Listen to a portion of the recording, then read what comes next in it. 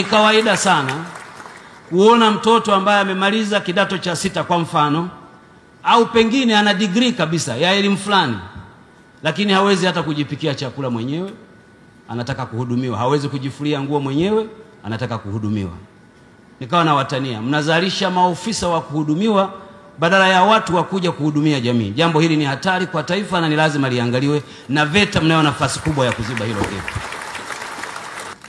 Tuna uwezo mkubwa wa kubadilisha nchi yetu kama wote tutakubaliana kwamba watoto wetu wapate study fulani kwa ajili ya kubadilisha maisha. Na mtoto aangaliwe kitu gani anakipenda wakati wa kujifunza kwake.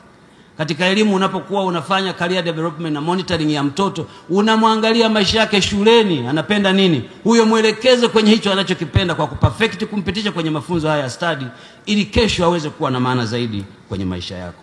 Hamna taifa lolote duniani unalolifahamu ambalo limeendelea bila kuwa na watu wenye study fulani za kuweza kutatua matatizo yake.